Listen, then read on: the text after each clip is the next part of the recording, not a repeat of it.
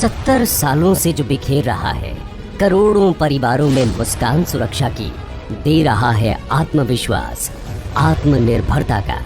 7 दशकों से जिसने सच किए हैं अनगिनत सपने, निभाया है साथ मुश्किलों में, जरूरतों में। एम्प्लॉइज प्रोविडेंट फंड ऑर्गेनाइजेशन, सुरक्षा के, आत्मनिर्भरता के, साथ के, पहचान के 70 साल। 1947 में अंतर्राष्ट्रीय श्रम संगठन के एशियन रीजनल कॉन्फ्रेंस में भारत में एक अंशदायी भविष्य निधि की जरूरत महसूस की गई।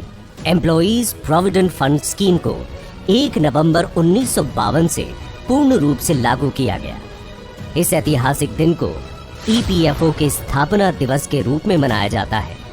पिछले 70 वर्षों की इस यात्रा में ईपीएफ एक्ट और स्कीम्स में कई प्रावधान एवं संशोधन किए गए, जिनमें खास है 1953 में वॉलंटरी कवरेज का प्रावधान, 1960 में एम्प्लॉइज थ्रेशोल्ड संख्या 50 से घटाकर 20 करना, 1963 में सेक्शन 7A का प्रावधान, 1971 में फैमिली पेंशन स्कीम की शुरुआत और 1976 में employees deposit linked insurance scheme की शुरुआत।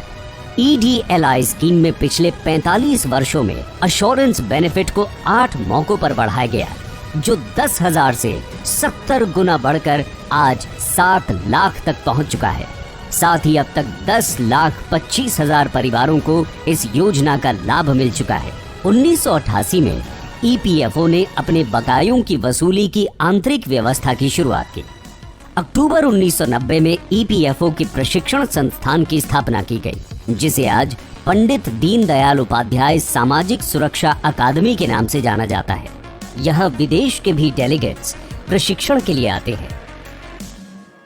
1995 में एम्प्लॉइज पेंशन स्कीम की शुरुआत की गई, जिसमें सेवानिवृत्ति पर पेंशन के साथ साथ विधवा, विधुर, अनाथ, आश्रित, माता पिता, अशक्त और बाल पेंशन भी दी जाती है। और ईपीएफओ के पेंशनर दायरे में ऐसे 1/3 पेंशनर हैं। विदेशों में काम कर रहे भारतीय कर्मचारियों की सामाजिक सुरक्षा के लिए 2008 में इंटरनेशनल वर्कर्स के लिए स्पेशल प्रावधान भी लाया गया, जिसके अंतर्गत 20 देशों के साथ सोशल सिक्योरिटी अग्रीमेंट हो चुका है और 17 देशों के साथ बातचीत जारी है। 2014 में पहली बार 1,000 की न्यूनतम पेंशन का प्रावधान किया गया।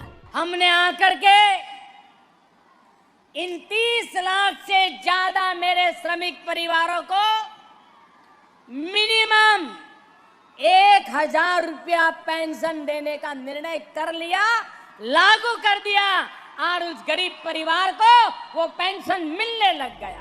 पिछले 25 वर्षों में 73 लाख से अधिक पेंशनर्स इस योजना का लाभ प्राप्त कर चुके हैं।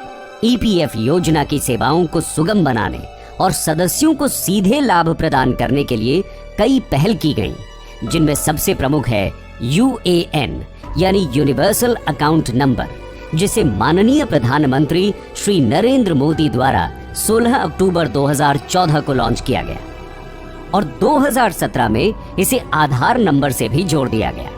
अब तक 17 करोड़ कर्मचारियों को यूएएन दिया जा चुका है। भारत सरकार द्वारा लिए गए एक अभूतपूर्व निर्णय के तहत अक्टूबर 2019 में ईपीएफ एक्ट को पूरे जम्मू एवं कश्मीर तथा लद्दाख में भी लागू कर दिया गया। कोरोना महामारी के दौरान जब जिंदगी थम गई थी, हताशा और निराशा ने हमें घेर लिया था, उस मुश्किल दौर में भी ईपीएफओ ने ऑटो क्लेम सेटलमेंट और मल्टी लोकेशन क्लेम सेटलमेंट के द्वारा अपने सदस्यों की सेवा जारी रखी। आजादी के अमृत महोत्सव के दौरान ईपीएफओ ने भविष्य निधि सदस्यों के परिवारों के लिए ई नॉमिनेशन सुविधा प्रारंभ की। इसके तहत 75 लाख नॉमिनेशंस का लक्ष्य रखा गया, जिसे पीछे छोड़ ईपीएफओ ने 1.5 करोड़ का आंकड़ा पार कर लिया है। 70 साल पहले मात्र 6 उद्योगों में 1,267 संस्थानों, 5,42,000 कर्मचारियों, 300 की वेतन सीमा और 7 करोड़ के कॉर्पस से शुरू हुआ ईपीएफओ का सफर 196 उद्योगों में, 6 लाख संस्थानों में, 6 करोड़ कंट्रीब्यूटरी मेंबर्स 15,000 की वेतन सीमा और 18 लाख करोड़ के कॉर्पस तक पहुंच चुका है। गुरुद्वारा रोड दिल्ली के छोटे से किराए के भवन से शुरुआत करने वाले ईपीएफओ की सेवाएं आज 283 कार्यालयों द्वारा देश भर में दी जा रही हैं। कर्मचारी भविष्य निधि अंशदान जो 1952 में प्रति रुपए 1 आना यानी कि 6% तक था, आज बढ़कर वेतन के 12% तक पहुंच चुका है, जिससे सभी सदस्यों को सुनिश्चित होता है सामाजिक सुरक्षा का चक्र। 1952 में ईपीएफओ का 19 सदस्यों वाला त्रिपक्षीय केंद्रीय न्यासी बोर्ड आज 43 सदस्यों का स्वरूप ले चुका है। सामाजिक सुरक्षा के लिए प्रतिबद्ध ईपीएफओ अब अमृत काल में एक बेहतर कल के लक्ष्य के साथ निरंतर आगे बढ़ रहा है। ईपीएफओ, अमृत काल, बेहतर कल।